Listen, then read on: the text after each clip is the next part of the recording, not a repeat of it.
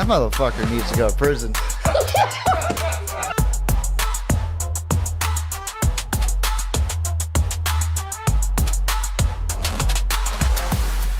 My man Tyler Riddle, Matt. I run a small podcast known as the Pigskin Mafia Podcast, and I just wanted to say that you, JB, and Schmitty influenced me to start the podcast and believe my dream. Thank you, Matt. Yeah, bro, just keep showing up. I mean, trust me, there's plenty of days where I don't want to do this shit. There's plenty of days where I don't want to go to 6-0. There's plenty of days where I hate the grind. There's plenty of days where I don't think anything's going to come out of it. And all I do is just keep showing up, and every month and every year we just keep pushing on by. So, it's not always about what you can get out of it. It's what you can give. And if you are in the mindset that you're going to give and you're going to try and help other people, and you're going to try and, put other people first with all the kids that we put into college and all the guys that are about to get drafted this year into the NFL and the guys coming up next year, I try and put them first. And even if they don't see it, even if, eventually they will. And, the more that you can put people before yourself, the more you're going to get something out of that. So, Tyler Riddell. What's up, T.O.? What up?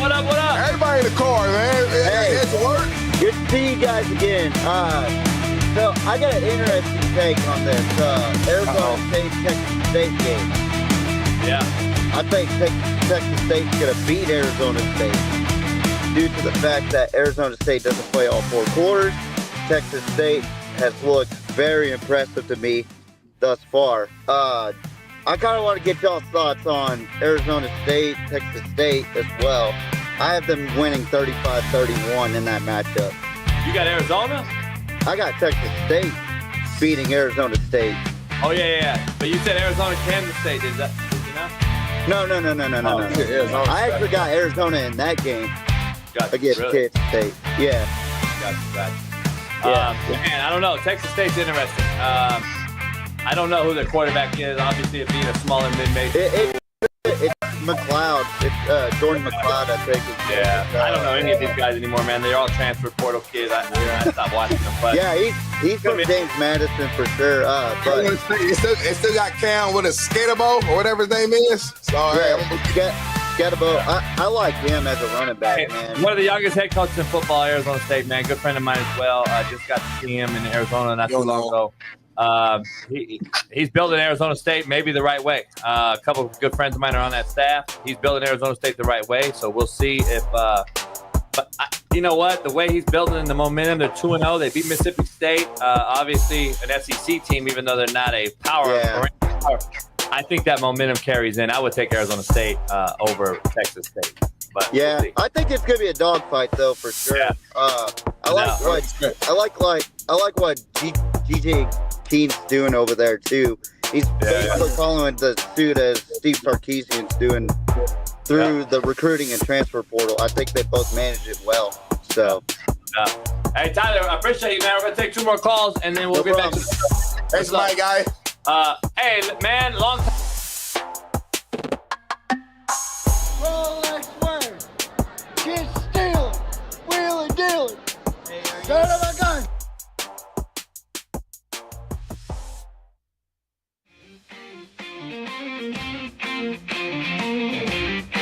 Big cloud, 4th and long, trips left, Jacobson, back to pass, he rolls out to the right.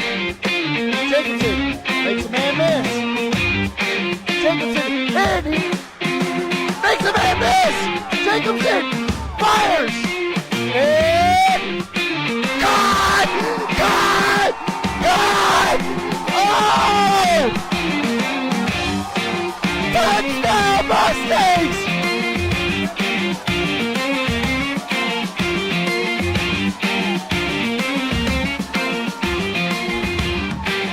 How in the world?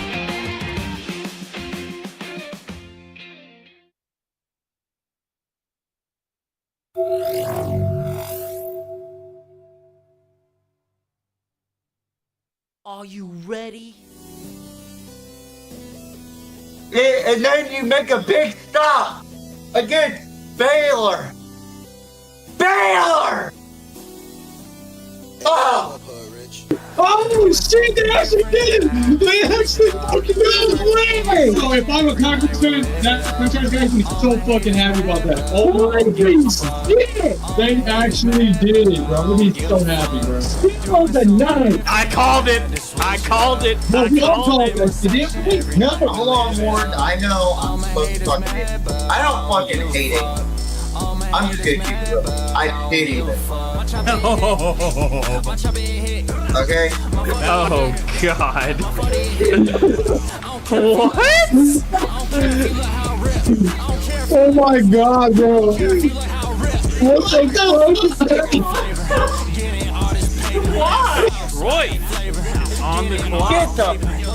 Are you fucking kidding me? Yes, sir. Detroit is on the clock. Wow. And their pick is in. Wow.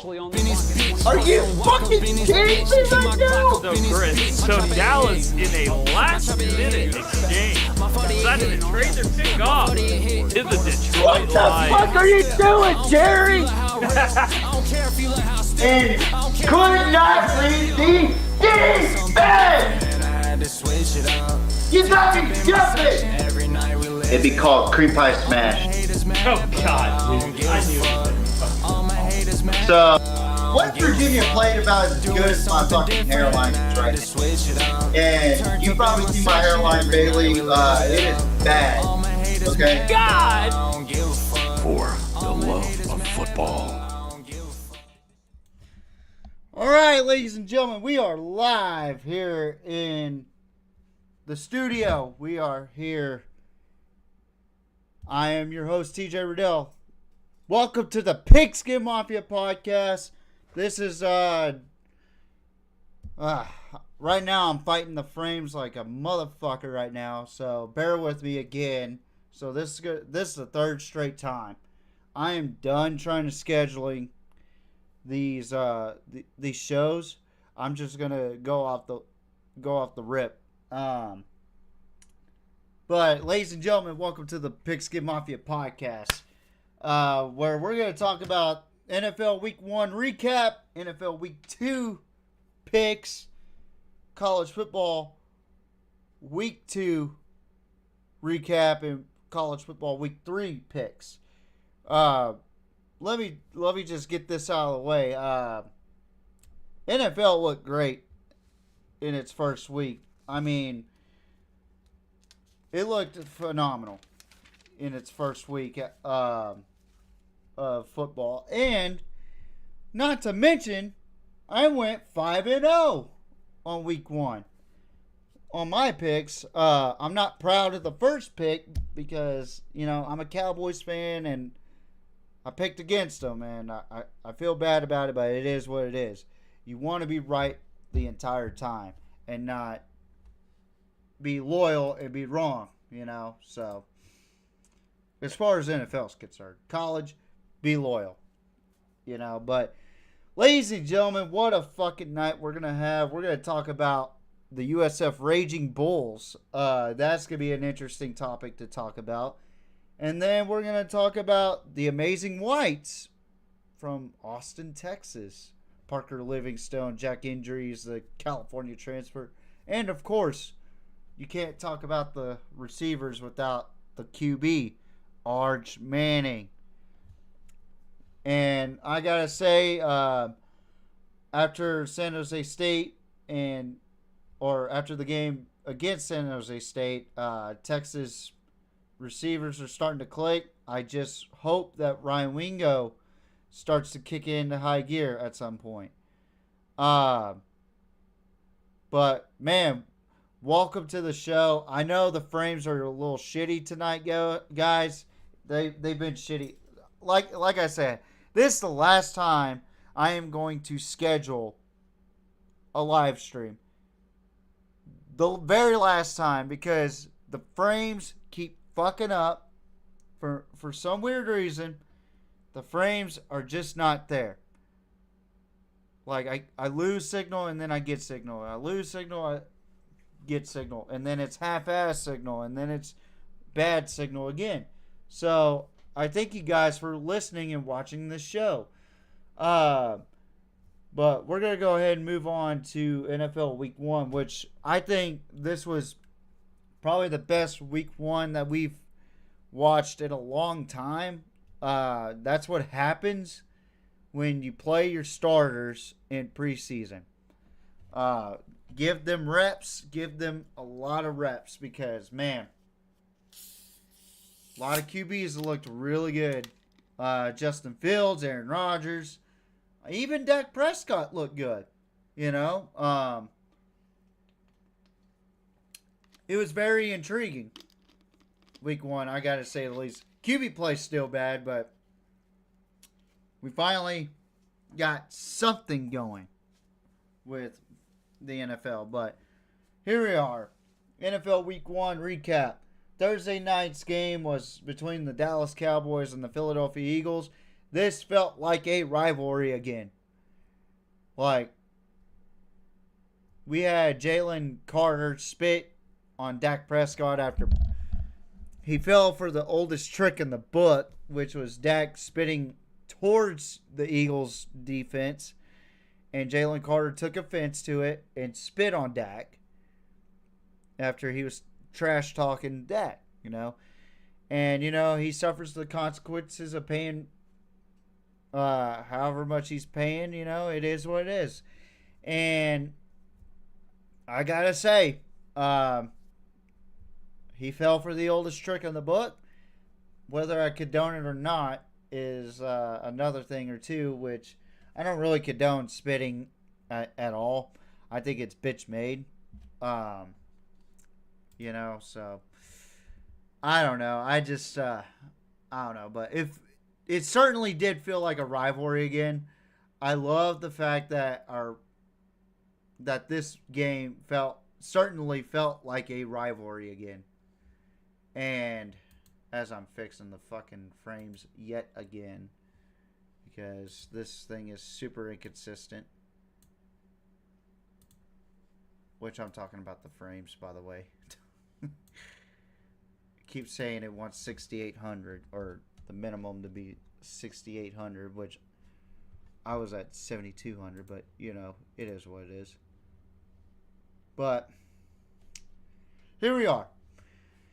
Cowboys, Eagles. It was a fun game to watch. It was very entertaining. Both teams absolutely hated each other. And you know what? It was a good game. I had the Eagles winning this game 38-27. It was a lot closer than what a lot of people thought, what I thought for sure. And man, what a fucking game it was between Philadelphia and Dallas. Philadelphia ended up winning 24-20 after CeeDee Lamb once again is overpaid to drop passes, you know, and it's kind of just, I'm kind of over CeeDee Lamb, really. It's almost like dealing with Micah Parsons last year. I'm glad he took ownership of those drops, though.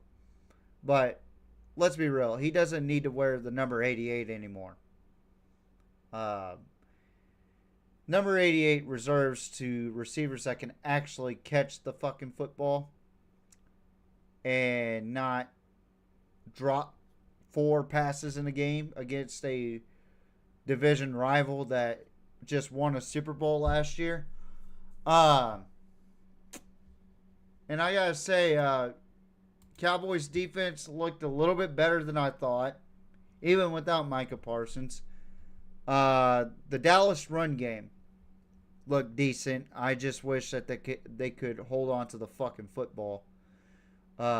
Which, you know, it is what it is on that end. But Philadelphia certainly looked like the same Philadelphia as last year. But I feel like their problem is that they are undisciplined on defense as far as dealing with Jalen Carter, the aftermath, you know. But certainly a good win for Philadelphia. I thought this would be a perfect game of the week because it starts off with the NFC East rivalry between Dallas and Philadelphia, a heated one at that, and it certainly felt like a rivalry. So Thank you, Jesus, for bringing back the true rivalry in Dallas and Philadelphia.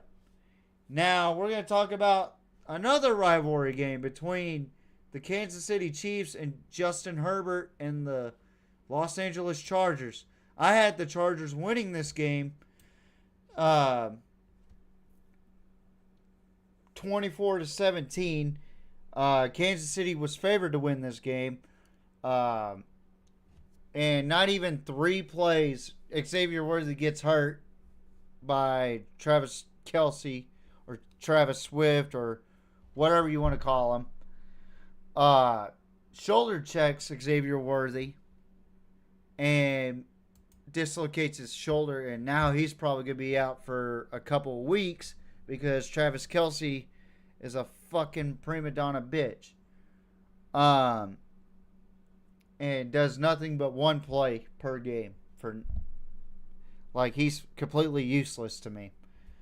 I will say this, though. It was a good game between both quarterbacks. Patrick Mahomes certainly looked good out there.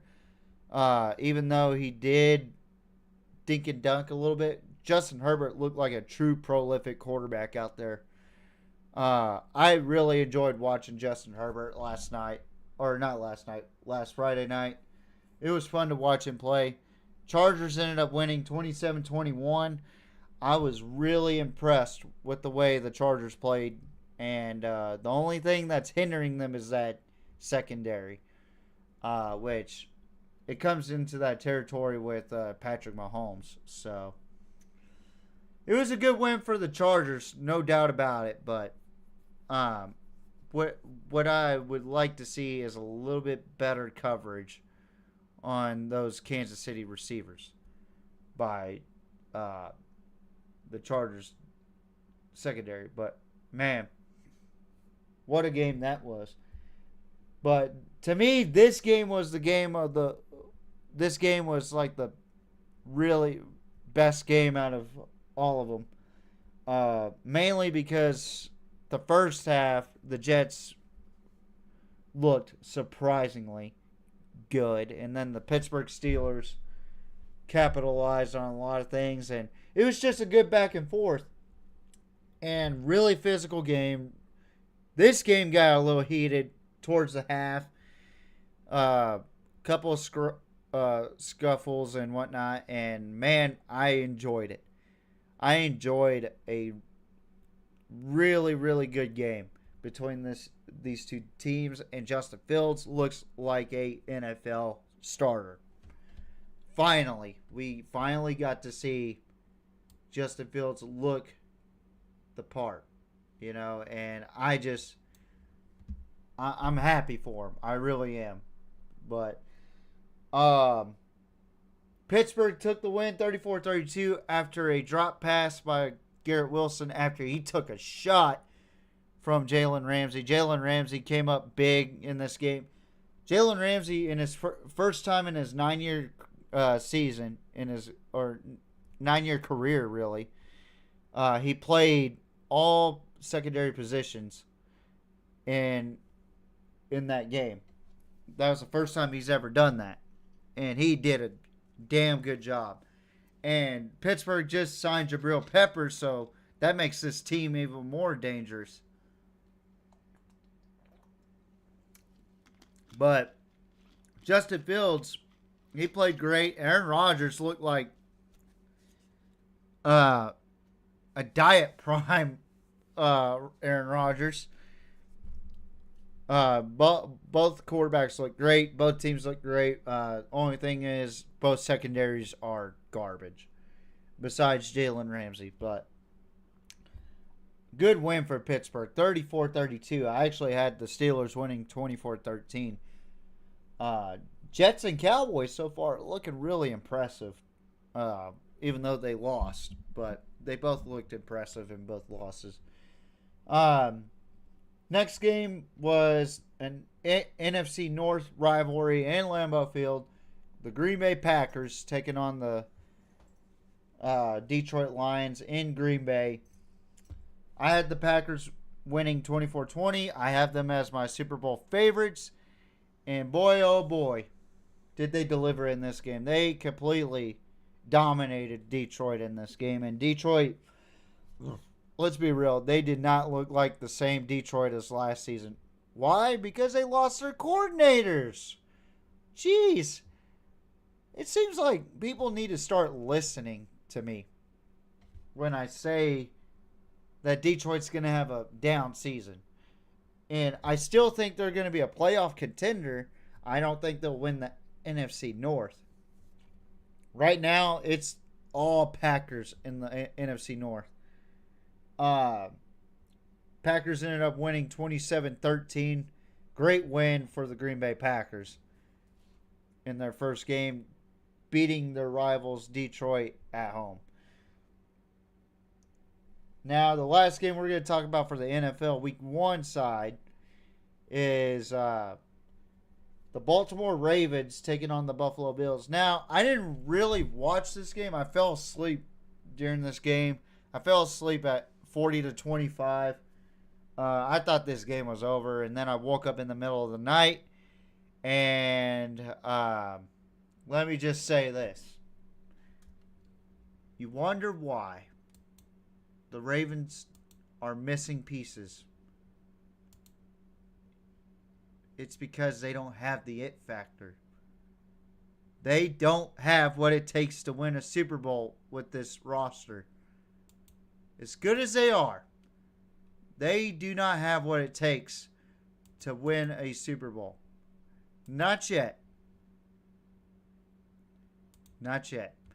They are lacking in many ways on defense. They are lacking the it factor offensively. Derrick Henry fumbles and sets up a banger field goal by Matt Prayer. And the Buffalo Bills win it 41-40. I had the Bills winning 27-24. So, yeah, what a game. Offensively, defensively, it was garbage. But certainly one of the top 3 teams in the NFL. Or 2 of the top 3 teams in the NFL right now. But that concludes the recap of Week 1. I went 5-0. I locked that motherfucker down. And as far as my ESPN pick'em, I went 12-4. And I made sure that my friends won some money.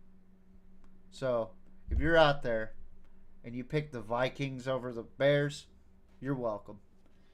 But let's go ahead and move on to our NFL top 5 games this week, as we have a loaded lineup here. Now, I'm going to say this right now. Some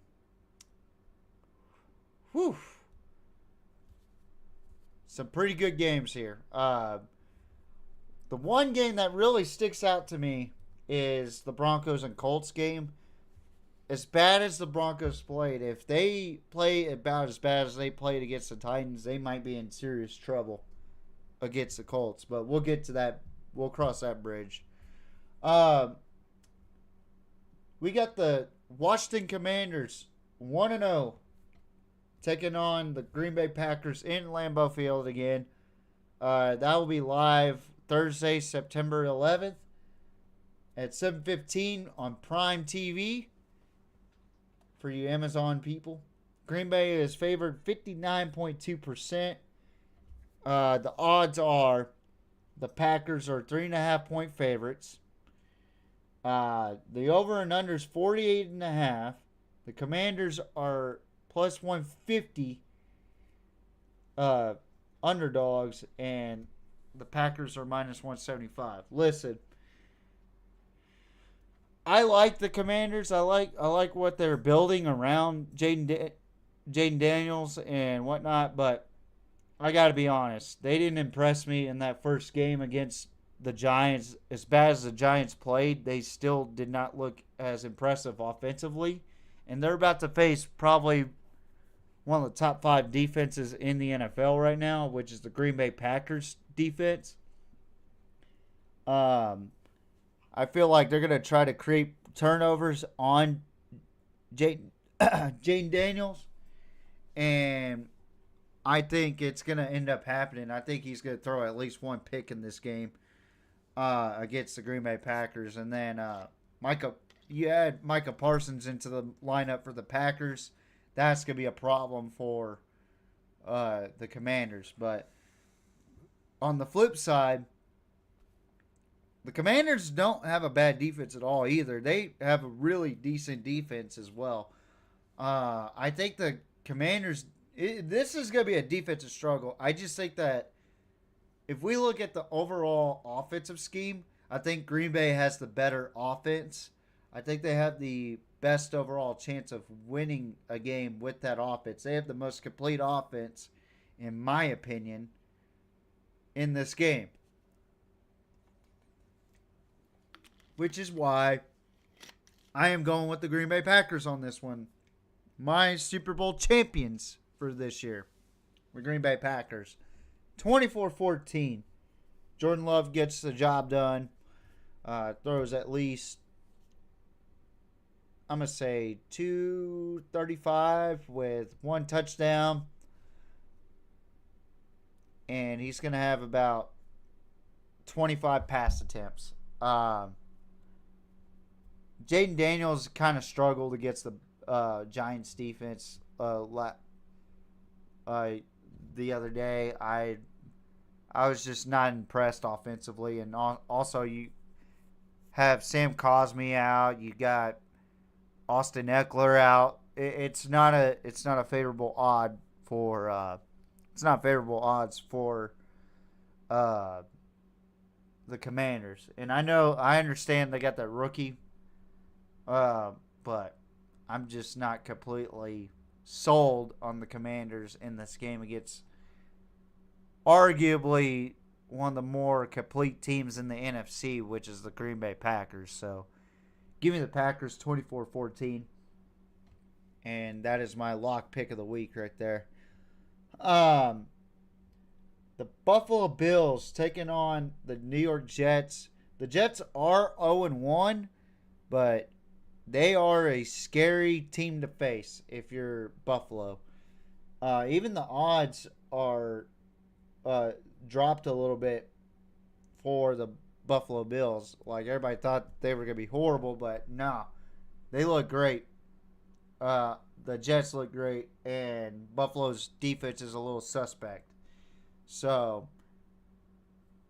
I feel like the Bills' defense is slightly better than the Steelers' defense, but I think Justin Fields is a good enough quarterback to expose Buffalo's defense. But this is going to be a great offensive game, in my opinion. But here we go. This will be played on CBS at noon, Sunday afternoon. Buffalo is a 64.9% favored from ESPN. Buffalo is a 6.5 point favorite going into today. Over and under is 46.5.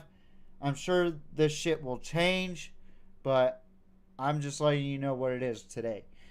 Buffalo is favored by 34 or minus 340, and the Jets are underdogs plus 270, which that kind of tells me this is going to be a close game and a close bout between these two rivals. And the Bills have really dominated the AFC East for quite some time now, and I feel like the Jets could be a serious contender for a playoff run at some point this season, especially if they keep Justin Fields healthy in this season.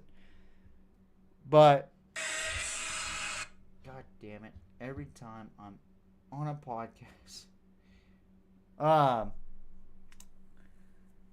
I I think it's going to be a close game. I think it's going to be one of those tight-knitted games. I think that the Bills are going to win, but it's going to come down to the wire. I think it'll be a 27-24 victory for the Buffalo Bills. I think that Josh Allen will lead them to a touchdown. So it'll be a fantastic game. Now, game number 3 is the Denver Broncos taking on the Indianapolis Colts, which, I mean, Danny Dimes had a phenomenal game last week. He did something that nobody has ever done in this century, which was score on every drive. Not even Brady, not even Manning, not even Drew Brees could do. But let's be real. They played against the Dolphins. They haven't played a real defense like the Denver Broncos defense. But Bo Nix has to clean up his QB play. He looked horrific out there against the Titans, which I think is worse than the Colts. The Colts have been itching and climbing to get back into the playoffs for some time now, but goddamn, I mean, Bo Nix I thought would be a lot better this season. Nah, he is struggling against the Tennessee Titans defense. But let's go ahead and take a look at where they're playing, what time they're playing, where to watch them, and also who's favored to win.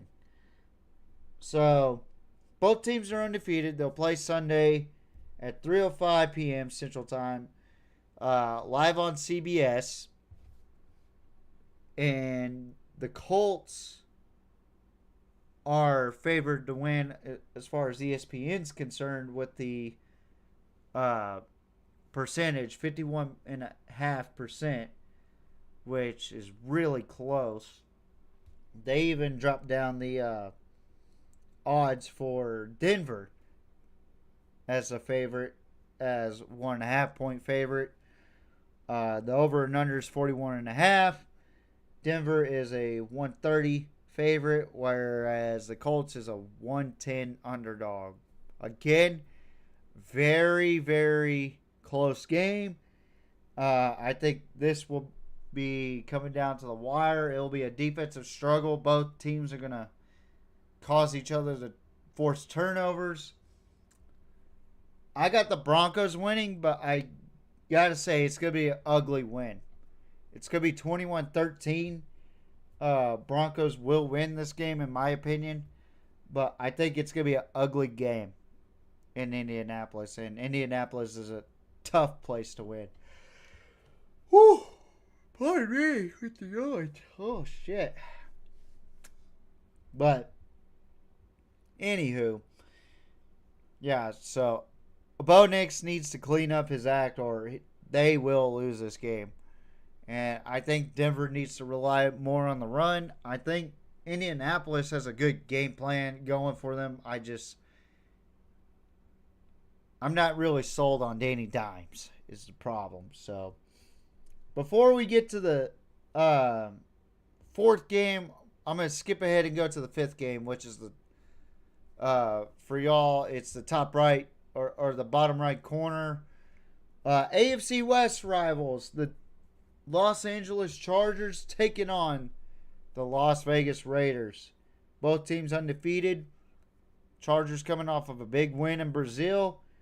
Vegas, they just beat Mike Vrabel's New England Patriots this past weekend. 20-13. They will play Monday night at 9 p.m. Central Time. We could go live on that one. Live on ESPN. Chargers are favored 60.4%. And the odds are the Chargers are 3.5 point favorites. The over and under is 46.5. Chargers are minus 195 favorites, and the Kansas City Chiefs are plus 165 underdogs.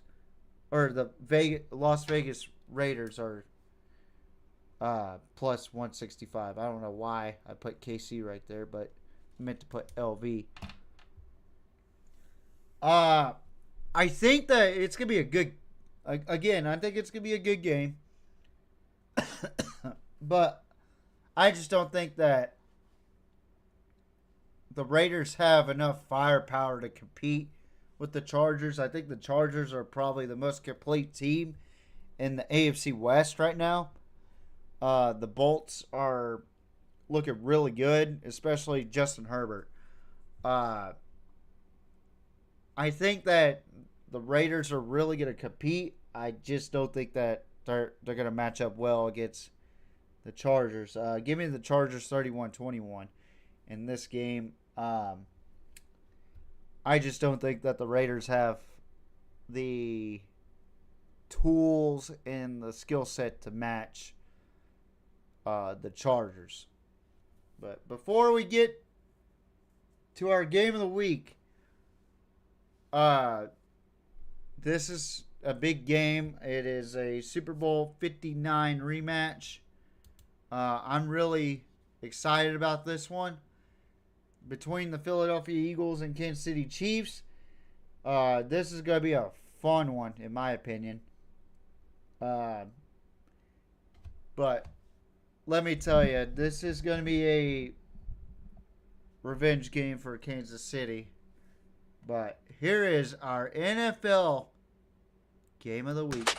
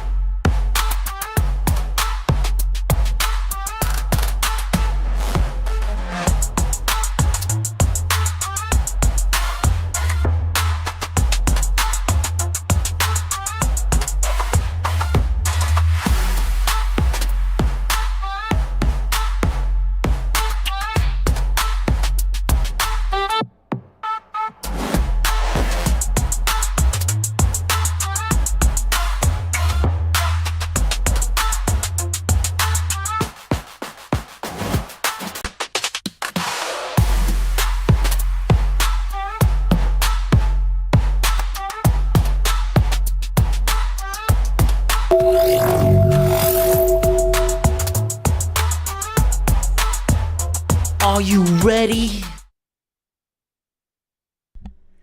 You damn right I'm ready for this one. Let me just say this right now. As the frame rate is fucking this whole goddamn experience up for you guys, and I do apologize in advance.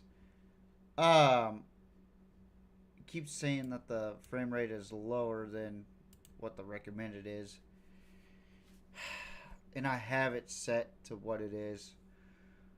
But let me just go ahead and say this right now. Is it a coincidence that the Chiefs play against everybody that they lose to the Super Bowl at home every year? I mean, let's face the facts here. When Tampa Bay beat them in the Super Bowl, when they beat them in the Super Bowl, where'd they play the Bucs at? Take a wild guess on it. Take a wild guess on it.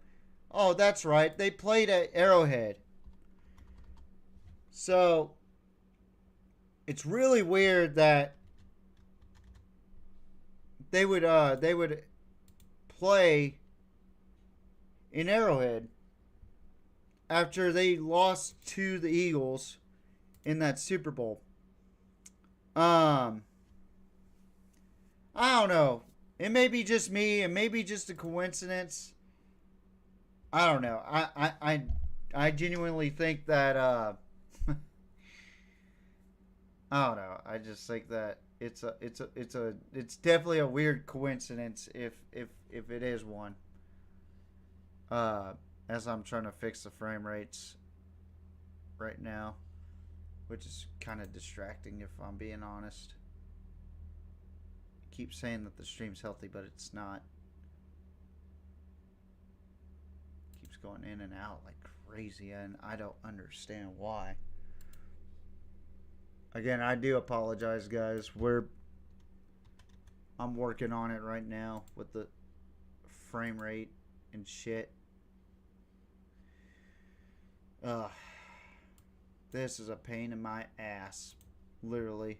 Like, now I understand why JMO, when we have frame rate issues, why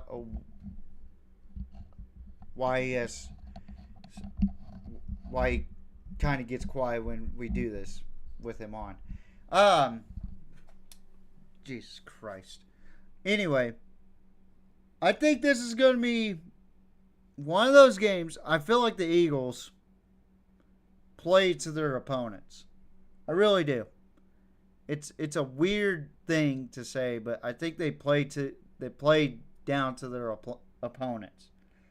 As big of a roster as they are, which they ended up getting Tank Bigsby again, making trades and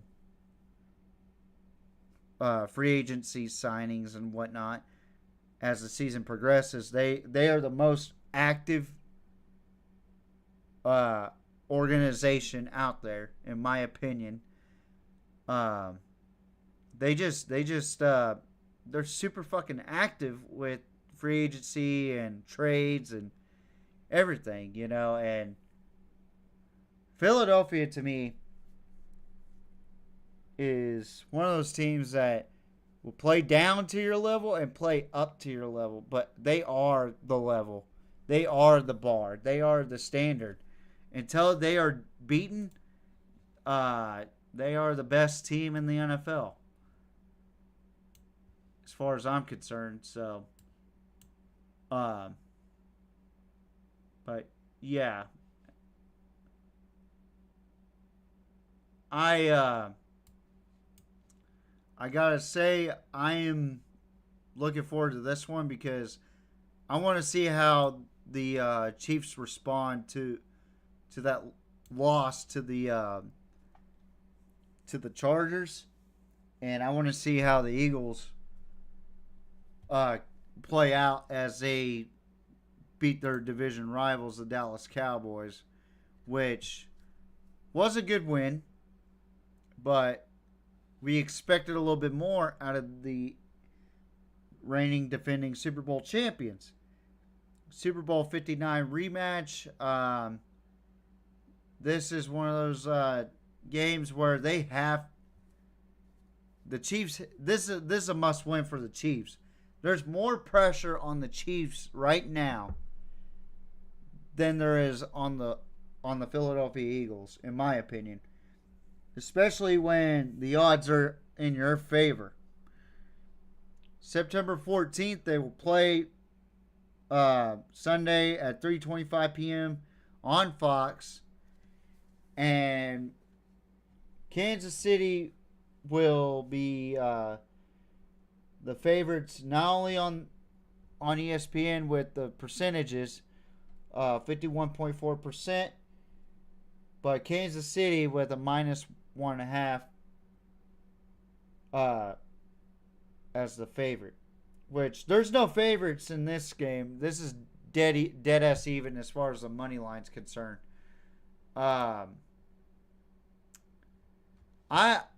I'm intrigued to see how this goes. The over and under is 46.5. Philadelphia is -105, and Kansas City is -115. So that makes Philadelphia a slight underdog. And again, it's so coincidental that the Chiefs are playing at home after they lost the Super Bowl to the Tampa Bay Buccaneers back in 2021. It truly is. I wonder if the NFL's in on it, but I think it's going to be one of those games where it's going to be a struggle for both teams. It truly is. And, God damn it. This fucking frame rate shit's pissing me off.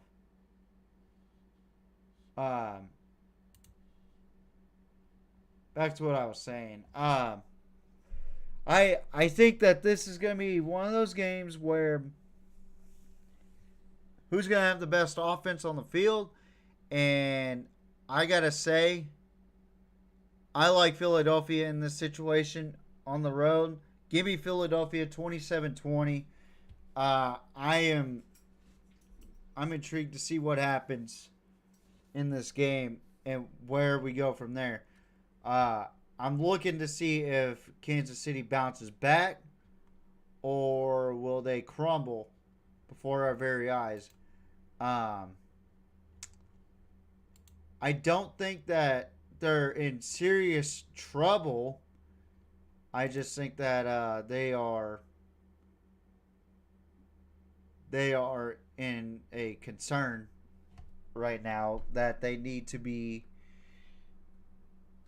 concerned based off of health, who's healthy, who's not, and not having Xavier Worthy there is gonna kill Mahomes' deep ball accuracy, which gives me the advantage for Philadelphia. So give me Philadelphia. And that concludes the NFL side of things. Now we're gonna move on to week 2 college football, or week 3 college football, or week 2 college football recap. Excuse me. Where I'm just gonna say it right now. There was a lot of games that I got right. I went 7-3, which put me back over the 500 mark. I'm at 14-12 overall in college football right now. What a bounce back. James Madison, Louisville. James Madison had a chance to win this game. I knew that James Madison was going to put up a fight with Louisville, but man, that little running back that Louisville's got, holy shit. That kid is unfucking real. Me and a dear friend of mine who was a coach of mine back in middle school, we talked about it, and man, Louisville has a hell of a running back. I'm just going to say that right now. I picked Louisville to win. They won 28-14. What a win for the Cards as they stroll in the ACC undefeated. Next game, we're going to talk about the Northern Illinois Huskies traveled to Maryland to take on the Terps. I'm going to be honest. I was pretty close on this prediction. I had 24-10. Maryland ended up winning 20-9. It's not that surprising to me. A MAC team going in and losing to Maryland the way they did. I mean, that was expected. Let's be real. It was expected. But Maryland, to me, is just another average Big Ten team. But what do I know? Game number 3, number 11, Illinois traveled to Duke to take on the Blue Devils. I gotta say this. Illinois looked fucking good in this game. They looked phenomenal. Luke Altmaier and just that Illinois defense. Oh my God, they are unbelievable. I had this as a 10-point game, and it ended up being a blowout, 45-19. Illinois is a team to be reckoned with in the Big Ten, in my opinion. But what a win for Illinois, 45-19. They beat the everlasting fuck out of the Duke Blue Devils. Next game we're going to talk about is a game that I predicted wrong. And this game actually went to double overtime. Former Southwest Conference rivals. And now SMU was trying to break that 13-game win streak that Baylor had over them. Well, that didn't go as planned. I had SMU winning 34-27. Baylor ended up coming back after 2 touchdown possession drought, or a two touchdown deficit, and forces overtime. Then they play double overtime, and Baylor wins 48-45 in double overtime, which puts the series record at 40 wins to 36-7. Baylor advantage. I thought Sawyer Robertson played really well, and probably saved Dave Aranda's job. I thought Rhett Lashley. I like Rhett Lashley, but they did not play really well in the fourth quarter on just holding that 14-point cushion over. Good God, this frame rate is so shit. Over that 14-point cushion.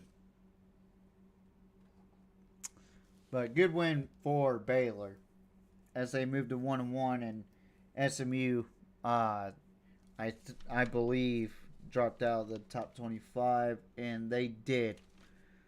I wrote down the top 25 for this week, so yeah, little cheat code for me. Next game, Battle of the Cyhawk Trophy. Iowa travels to Ames to take on the Iowa State Cyclones. The number 16 Iowa State Cyclones. I had Iowa State. I thought they were going to beat the fuck out of Iowa. But let me just say this. Iowa's got a good running quarterback. They do not have a good throwing quarterback. But he kept them in the game. Defense kept them in the game against Iowa State. And Iowa State's defense came up clutch and forces Iowa State to have a 2-game streak over the Hawkeyes, but Iowa's still the big brother in that relationship. So Iowa State wins 16-13 in a very close game.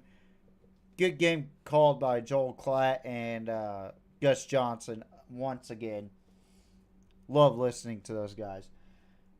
Next game we're going to talk about the I-35 showdown between Texas State and UTSA. Now, I thought this was going to be a close game. It was. But it was a shootout like I thought it would be. I thought UTSA was going to win this game, but man, Texas State held it on that 4th and goal.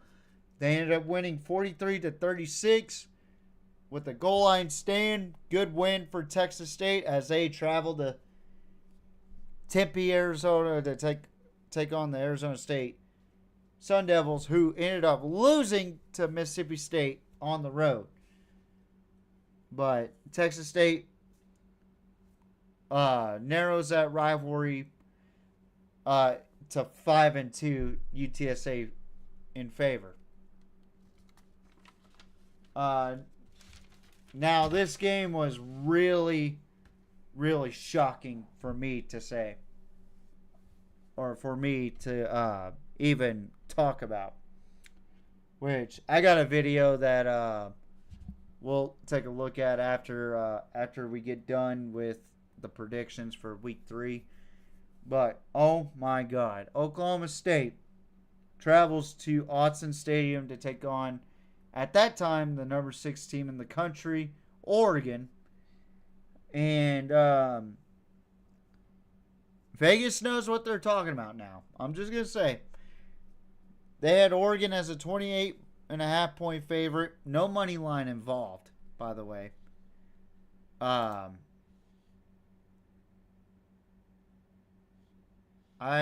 just wow. I thought that Oregon was going to win massively. Not 28 and a half, but I had them winning 45-28. But Jesus Christ. This was the worst loss in Oklahoma State University history. This was by far the worst loss since the state of Oklahoma was established as a state in 1907. Oklahoma State loses its worst game since the state of Oklahoma became a fucking state. Wow. That is shocking to me. And I didn't expect this at all. 69-3. There is no way that roster is that much better than Oklahoma State. Which I'll get to that later on, but I'm glad I picked Oregon to win. But geez Louise, what a fucking win. Now, this is the last game I did get wrong.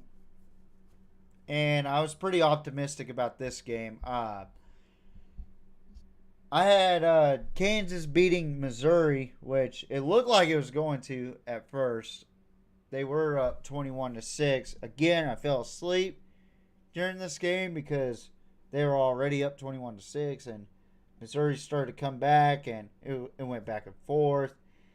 And I had Kansas winning 24-20, but man, Missouri put up that ass whipping. They won 42-31. They pulled it out at the end, and I was really impressed with the way they came back in that game. Tough loss for Kansas, obviously, but they're still a good team, in my opinion. I don't think they'll be a playoff contender or a Big 12 champion, but I think they are primed to be a really good team and a hard team to beat. Which I didn't know this, but Missouri and Kansas even had their rivalry is so bitter that Missouri and Kansas argue the series record.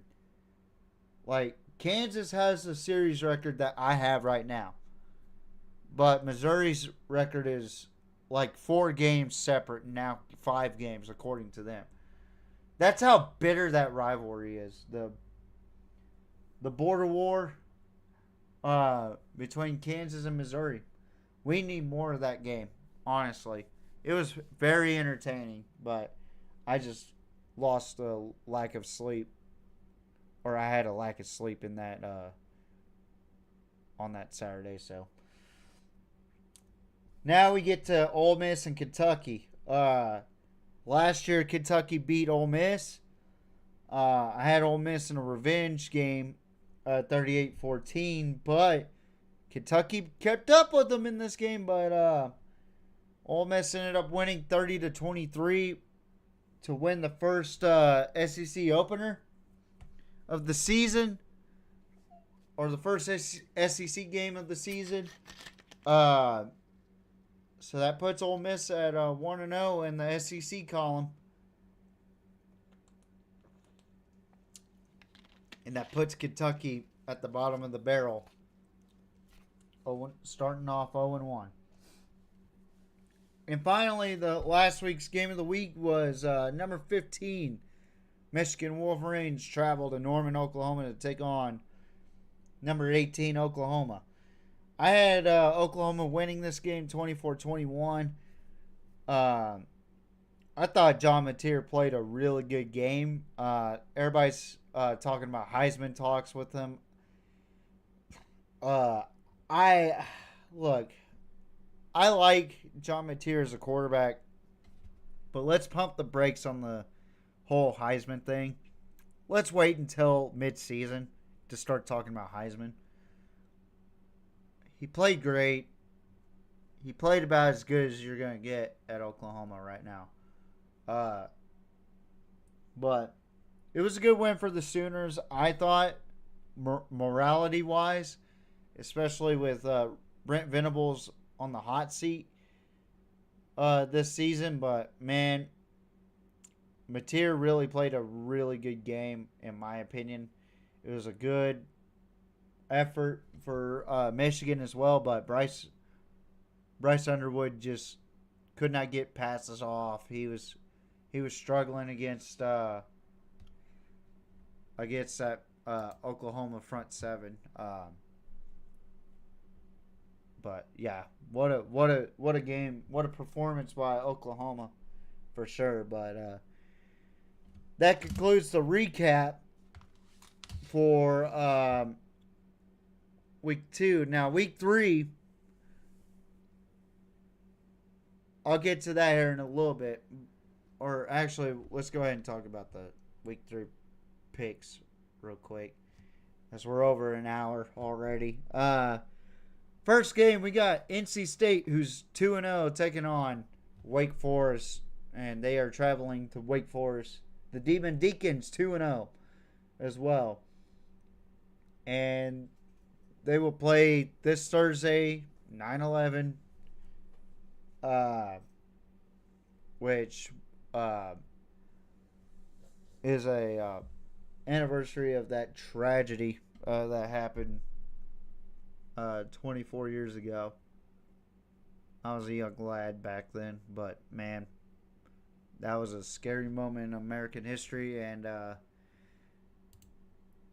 hopefully we can all celebrate it with a good football game here, a good ACC football game here. But anywho, they'll play at 6:30 p.m. Central Time.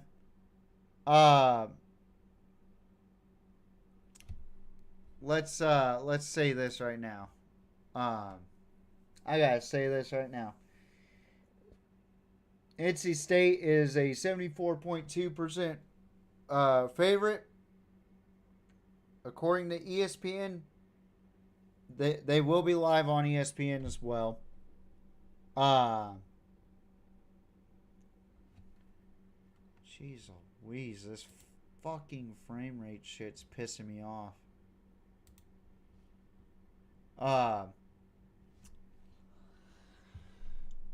NC State's favorite 7.5. The over and under has dropped so many times, is now 52.5. NC State is a minus 290 favorite, while Wake Forest is a plus 240 underdog, which NC State leads the series 69-43-6. Pretty deep history between those two programs, but NC State rules that rivalry. I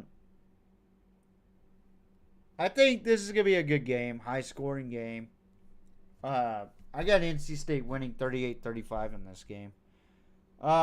Next game we're going to talk about, Friday, September 12th, where we got the Deion Sanders-led Prime-led Colorado Buffaloes taking on the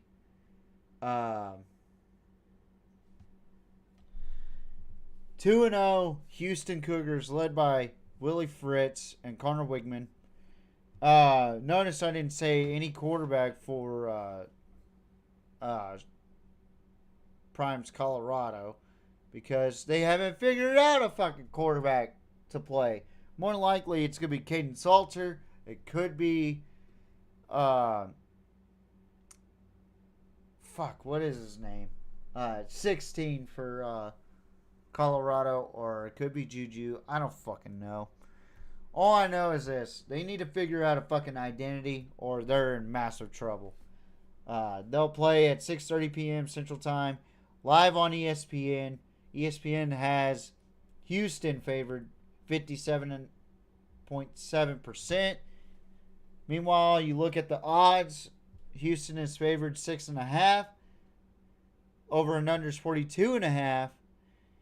And the Buffs are underdogs by 200, plus 200.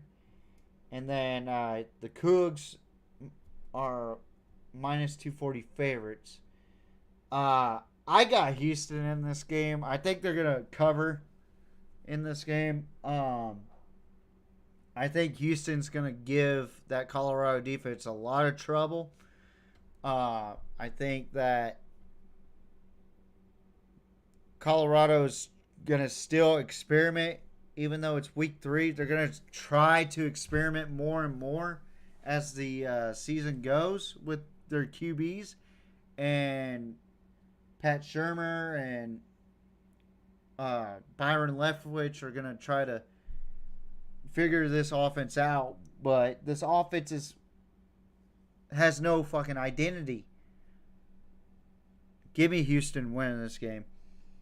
Now we get to Saturday where the number 12 Clemson Tigers looking really shaky this year. Really nervous about them this season. They are 1-1, taking on the Georgia Tech Yellow Jackets, who are 2-0 after beating Prime at during week 1. They will play Saturday the 13th at 11 a.m. Central Time, ESPN. On ESPN. And then the ESPN critics or analysts have Georgia Tech as the 56.4 favorites. Meanwhile, the odds say that Clemson is a minus 3.5 favorite.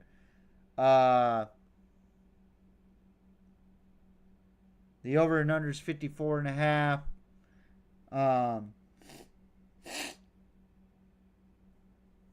Clemson is a minus 165 favorite. Meanwhile,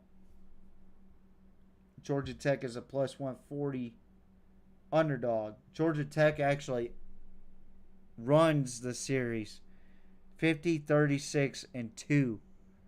So yeah, Georgia Tech owns the Clemson Tigers, but the Tigers in the last 8 or 9 games, Clemson has won 9 straight games against Georgia Tech. And I gotta say this, I think that Georgia Tech is a much better team than what people give them credit for. I think they have an established identity, and that's a physical run offense with Jamal Haynes and also Haynes King. I think that their offense is built around Haynes King's run ability and that they are a physical specimen, whereas Clemson, they're soft on the defensive line, they're soft on the offensive line. I don't know if they're going to be that physical against Georgia Tech. Like, I don't know if they can match that physicality with Georgia Tech. Give me the Yellow Jackets in an upset. 24-21. I think Georgia Tech can knock the pegs down off of Clemson. 24-21. And I can say that confidently because Clemson has not looked good. They narrowly escaped a Troy team from the Sun Belt. And, you know, I'm just really not impressed with Clemson so far. And I had them as my national championship contenders this season. But now, I don't know if they're even going to make it to the playoff. But give me Georgia Tech to win this game. I like taking a risk here. Game number 4. Wisconsin 2-0 taking on the number 19th ranked Alabama Crimson Tide, after that horrific loss to Florida State, they bounced back, winning 73-0 against UL Monroe. They are 1-1. Probably saved Kellen DeBoer from being fired by Alabama's fan base. They will play at 11 a.m. Central Time on ABC. Alabama is a 88.8% favorite against Wisconsin. The odds are Alabama's minus 20.5 point favorites, whereas the over and under is 46.5. Wisconsin is a plus 1,000 underdog. So if you're a betting man, maybe you want to consider Wisconsin. I don't know. But then you got Alabama at minus 2,000. Listen, I don't think Wisconsin can match the skill set of Alabama in general, but I don't think Alabama is as good as that 73-0 indicated. I just think that they beat up on a really bad football team last week. Give me Alabama, though, 31-17. Pardon me. I just don't think that Wisconsin is good enough to beat a team like Alabama with a good skill set, with a culture that doesn't understand SEC. But we're going to go ahead and jump over. Actually, I needed to put those graphics up. Whoops. So we'll go ahead and put the college football graphics up real quick. I meant to do that. My fault. Why didn't anybody say anything in the chat? Why do you still have the graphic of the NFL? Fucking dumbass. But anyway, now we got Pitt, who is 2-0, traveling to West Virginia in Morgantown to take on the West Virginia Mountaineers. This is the backyard brawl. This is going to be a fun one, guys, I think. At 2:30 p.m. Central Time, ESPN has Pitt winning this game 59.4%. Analytics say Pitt is a 7.5 point favorite. They were a 2 point favorite, but now they're a 7.5 point favorite. The over and under is 57.5, and Pitt is a minus 290 favorite. West Virginia is a plus 240 underdog. Pitt leads the series 63-41-3. This is gonna be a good game. This one's gonna define the backyard brawl, in my opinion. I like this game right here personally, dating back to the Big East.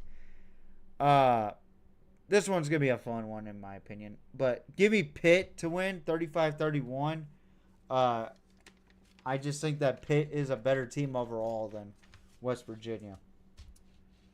Now we get to the number 18 South Florida Raging Bulls, a team that's been making strides as of late, beating Boise State, who was ranked 25th in the country at the time, 34-7.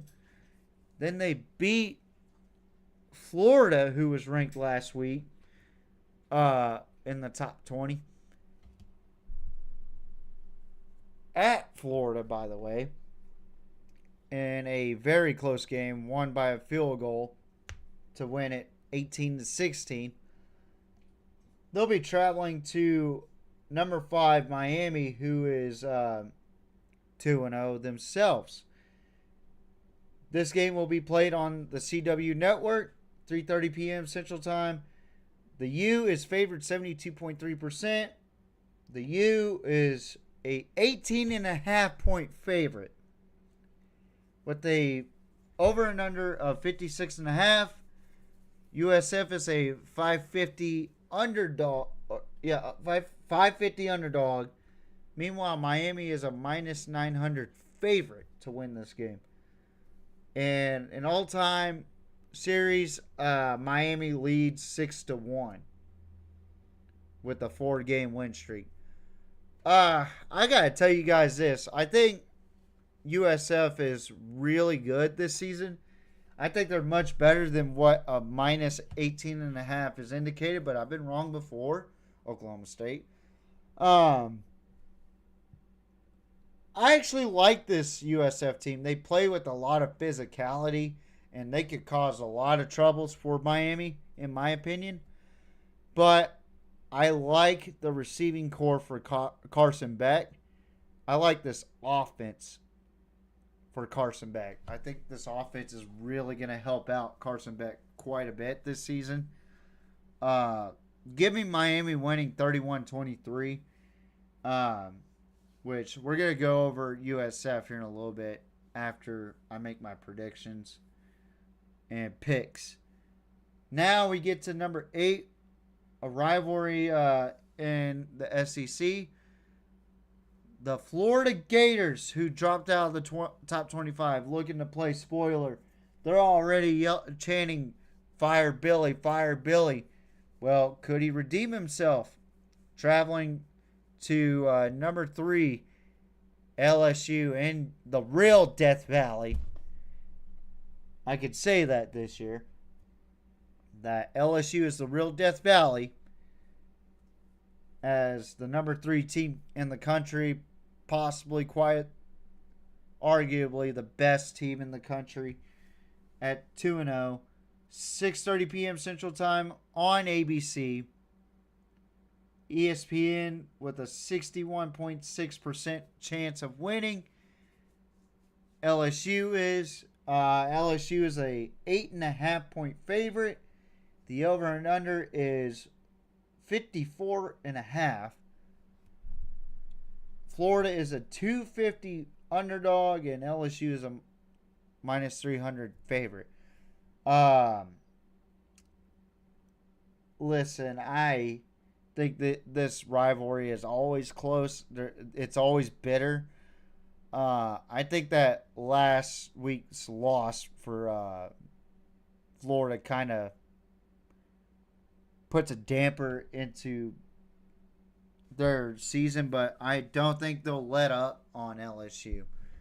LSU and Florida absolutely hate each other. Florida leads the series 34-32-3. That's how close this rivalry is.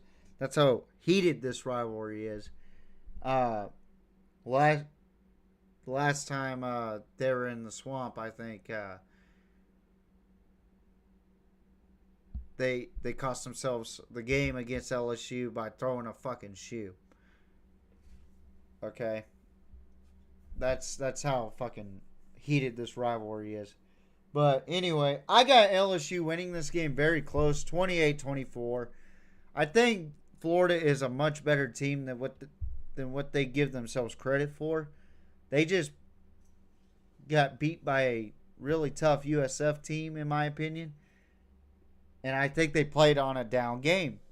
They had a bad game against a really talented USF team that really took advantage of it. So, give me LSU to win that game. Game number 9.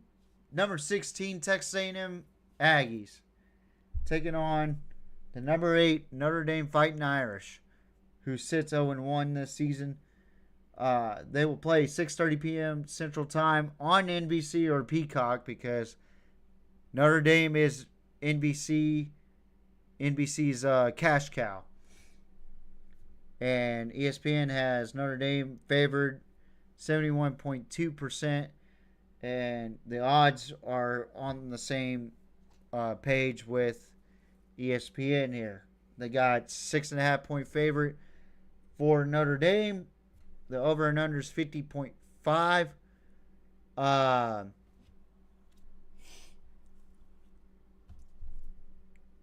Texas A&M is a plus 215 underdog, and Notre Dame is a minus 260 favorite.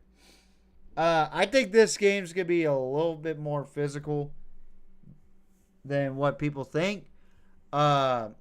A&M has not really played a opponent quite the caliber of Notre Dame, but I don't think Notre Dame.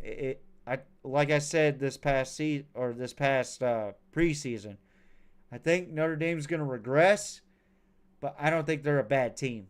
I think they'll be a 9-win team at best, or at worst, really at worst. I think this is going to be a tough physical game, and for A&M, they need to stop Jeremiah Love, which I don't think is going to happen. Give me Notre Dame to win this game 24-20.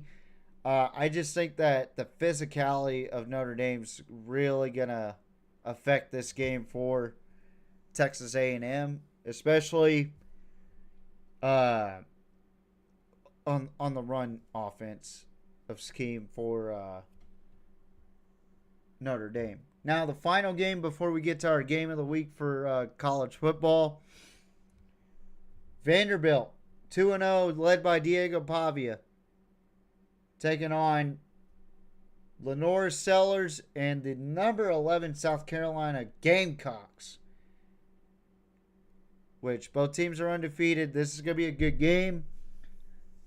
Check this out. The series rivalry, this is not even close.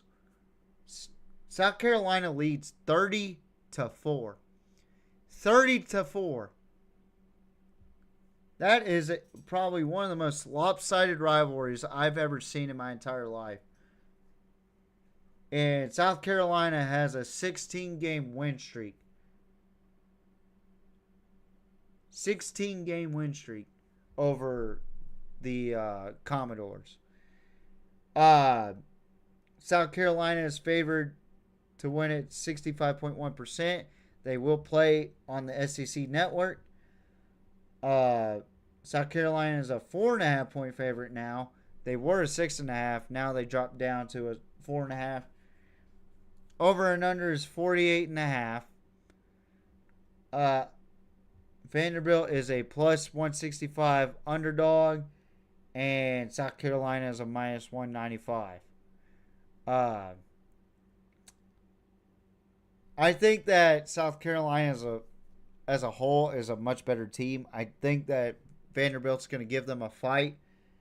I just think that South Carolina's defense is really good.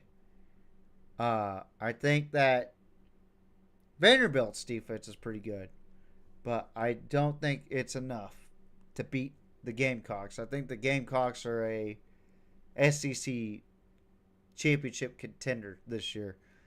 Give me South Carolina winning 27-17 in this matchup. Oh, boy. Now, final game to predict and pick, which we're going to go ahead and show the clip of this game. This is a close rivalry. Last 8 games, Georgia has won. Last time Tennessee won, back in 2016. Ladies and gentlemen, this is your college football game.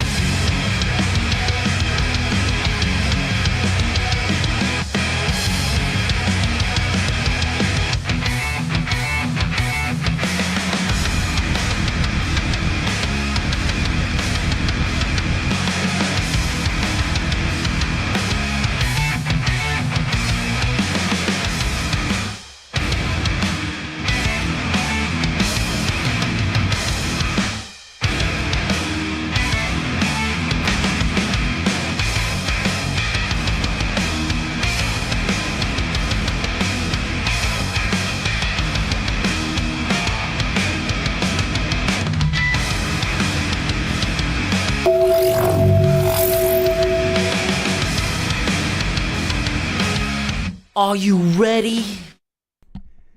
You damn right I'm ready. This is number 6 Georgia 2-0 traveling to number 15 Tennessee also 2-0. Georgia's looked kind of slumpish. Tennessee has looked really impressive. Gunnar Stockton, Joey Aguilar. Can Josh Heupel finally get over the hump against a very, very talented coach in Kirby Smart? Now, I think this is a very good game to pick right here. And Tennessee, over the last couple games against Georgia, has really struggled offensively. I think Tennessee finally has a guy at QB that can manage a game and finally get them over the hump in this game. But it just depends on how well this Georgia defense plays. They are really good at disguising blitzes. Kirby Smart is a genius in that matter. But let's go ahead and take a look at the tail of the tape. They'll be playing at 2:30 p.m. Central Time. ABC, ESPN has Tennessee as a 51.5% favorite, whereas the odds have Georgia as a -3.5 point favorite. The over and under is a 49.5. Georgia -290 favorite, whereas Tennessee is a +240 underdog. Georgia leads the series 29-23-2. At one point, it was 23-21-2 back in 2016 when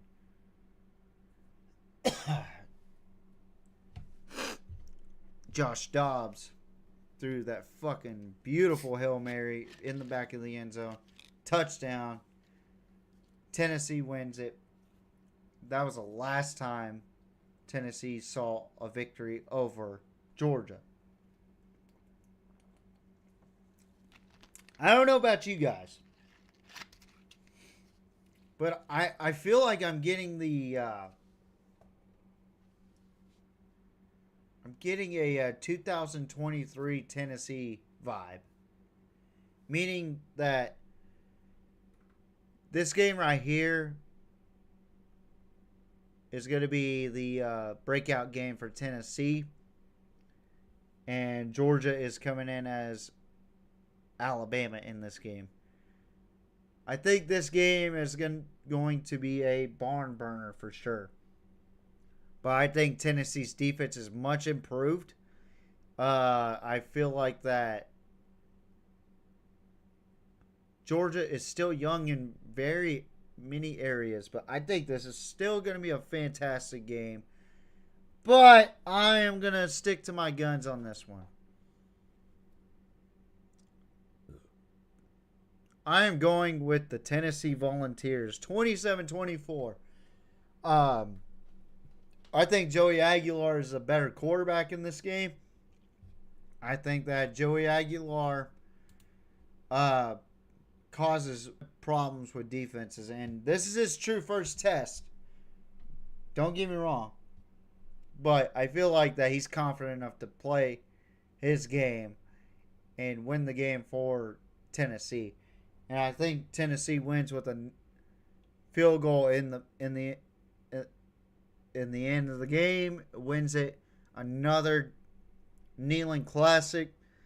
I'm excited for that game. I really am. And that concludes my picks and predictions and recaps. Now, let's go ahead and talk about a couple of topics before we get out of here. So, I did want to talk about USF real quick. The Raging Bulls pulling off back-to-back top 25 upsets. I feel like this team is a really good team. Like I said earlier, I just don't think they have enough skill to match Miami. But this team has really proven me wrong countless times. I didn't put Florida and USF on there because I thought Florida was better. I was wrong. USF did a really good job in that game and won that game.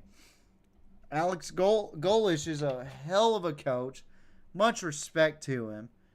I think USF is going to be, and I said, watch out for USF this season. They are going to be a unit this year. USF is that team this year that you don't want to lose to if you're a Power 5 or Power 4 now. But I think this is probably the best Group of 5 team today, in my opinion. The best Group of 5 team in the country.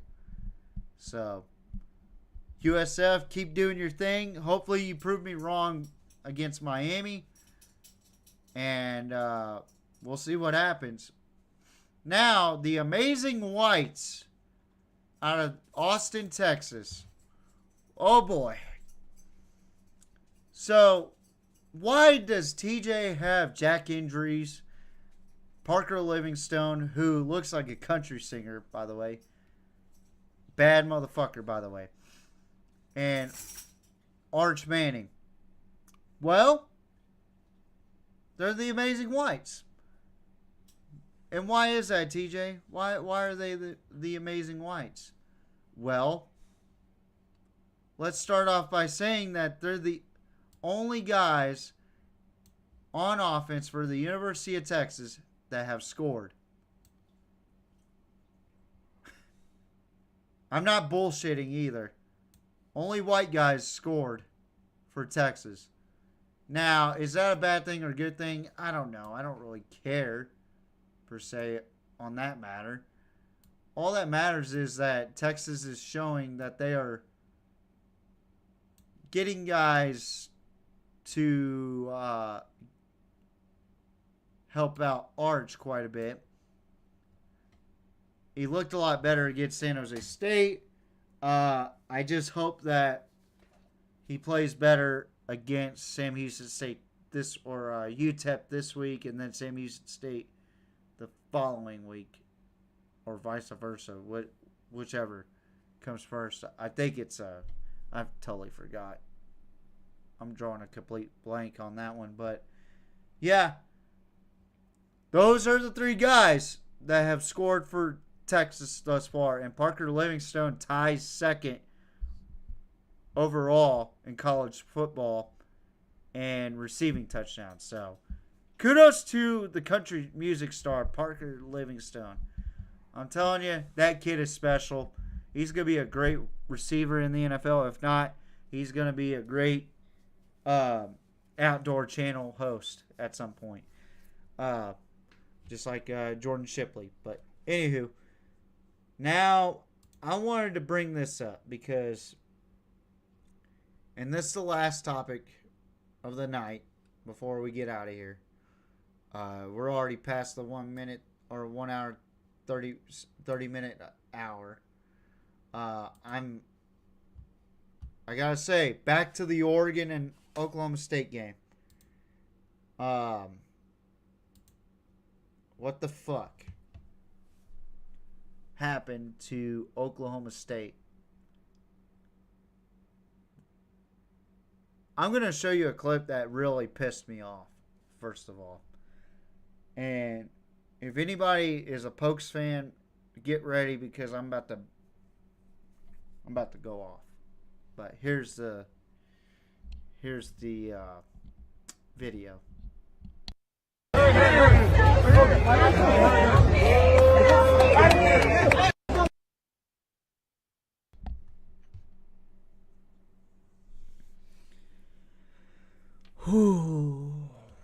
If I saw my coach do that before a game or after us getting our asses waxed 69-3, I would be opting into the transfer portal immediately. If I was the athletic director or the president of the school, I would have a sit down with them and say, your time is up. There's no need for you here anymore. If all you're going to do is do commercials about cutting bill usage on your phone and going to opposing teams' fan bases and taking a fucking picture with them, then we don't need you here anymore. Thank you for your service. You've done wonders for our program, but you're not winning anymore. And Mike Gundy, I've had a lot of respect for. I've had a lot of respect for Mike Gundy over the years. To what he did for Oklahoma State, bringing them to relevance in the Big 12 title chase, getting them to New Year's Six Bowls, and having them in the playoff conversations. At one point, every other year, you would see Oklahoma State in the Big 12 championship. It was not that long ago. Texas last year in the Big 12 championship. Last year in the Big 12. They faced who? Oklahoma State. So what the fuck happened after that season? They went 3-9. Then you fast forward to this season, you have a little bit of optimism. They have a pretty good quarterback transfer out of TCU, but then he gets injured. St. Flores comes in, takes over the game. They win 27-7. Not very impressive against South Alabama. They get projected to lose by 28.5 points to Oregon. And what do you do before the game or after the game? You go to the opposing fans and take pictures with them. And before this game, you had a commercial about phone usage. What the fuck is going on with Mike Gundy? What the fuck is going on with Oklahoma State in general? This is embarrassing at this point. If you are Oklahoma State, or if you're even a Big 12 fan, I would be embarrassed to be a part of that coaching staff. I would. Like, what's the point of me being part of the coaching staff if all you're going to do is that silly shit? And you get your ass waxed 69-3.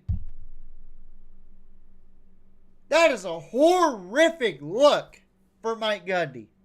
Honestly. You know, I think what's going to end up happening is that at the end of the season, the AD, the president of the school, is going to sit down with Mike Gundy, and they're going to sit there and give him a severance package. And they're going to say, that's enough for you to enjoy retirement. You've coached here long enough. You've done a great service for us. It's time to go. We're here to win national championships, not fucking losing 69-3 to another fucking Power 4. Let's be honest. They look like Oklahoma A&M. Oh, wait! They used to be Oklahoma A&M. That was the worst fucking loss for Oklahoma State since the state of Oklahoma became a state. Let me reiterate that. That was the worst loss in Oklahoma State history.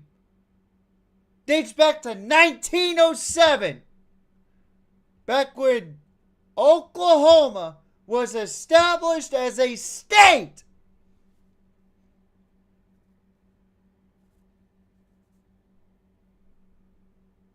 And you want to post pictures with Oregon fans. Coach Gundy, what the fuck is going on with you, man? Are you checked out? Are you done? Do you just not want to coach anymore? Are you... Be honest with yourself. Like, I'm not trying to bash Mike Gundy. I'm just trying to ask a simple question. Are you done with coaching college football? I think that's a simple answer. The body language. If I was him, I would not answer a press conference. I would not go to a press conference until we start winning games. If I was the head coach, I would decline going to a press conference because I would be so fucking embarrassed to lose 69-3. There's probably nothing more humiliating than losing 69-3 to another equal. And I call Oregon and Oklahoma State equal because you know why? Because they're Power 4. You're not supposed to lose to another Power 4 like that. You're not. And you damn sure aren't supposed to be going up to Oregon fans taking selfies with them. I mean, look at this shit. Look at it one more time. I just want y'all to see it one final time. If it'll even pop up. Let's see if it'll pop up now. I guess it won't. The fucking thing is so embarrassed. It won't even show me. It won't even show me the film. Because of how embarrassing that shit is.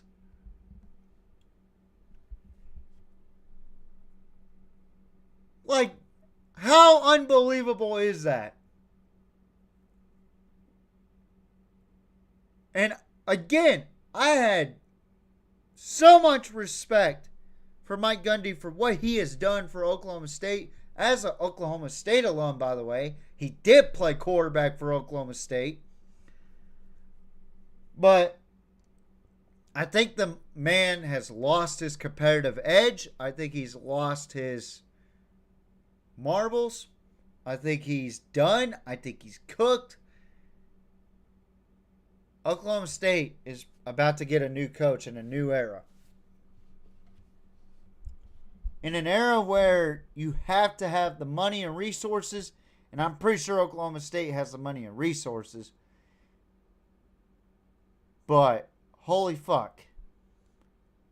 You got to compete with the likes of Oklahoma. You have to compete with the likes of Colorado. You got to compete with the likes of everybody that's in your conference. And not just in your conference, the entire country. Because everybody's shopping around the transfer portal. Everybody's throwing money around in NIL. When does the bullshit stop with Oklahoma State? And Gundy is just like Dabo Swinney right now. Stuck in their own ways about NIL and transfer portal. Those two are the most anti-transfer portal. Which I don't agree with the transfer portal to begin with. But, man, they don't utilize the transfer portal quite like a lot of people do. Like you're supposed to. Especially in this day and age.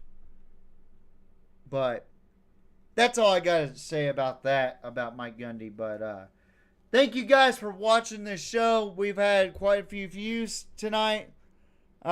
Even though that the frames kept dropping in and out, in and out, in and out. Actually, we might have some breaking news. As far as Colorado. Depending on how true it is the question. Nah, it's just expected news. That's whatever. Expected to start Ryan Staub. stop saying expected and say. I don't give a fuck who starts for Colorado, honestly. Let's just fucking watch the goddamn game. How about that? But tune in next Thursday, 6:30 p.m. Central Time. We will have the full breakdown of Week 3 college football recap and NFL Week 2 recap. And also we'll have the Week 4 college football predictions and picks, which I'm truly excited about. And then we're going to have the NFL Week 3 predictions and picks. And I'll break down whatever goes on from there. And we might be live streaming a fucking college football game next week. Who knows? But anyways, it's been real. It's been fun. Hopefully that I could get this frame rate shit figured out by the time we get back on it. Thank you guys for watching. And we are the PMP. Good night. Mwah. And good night. Bang. Toodaloo, motherfuckers.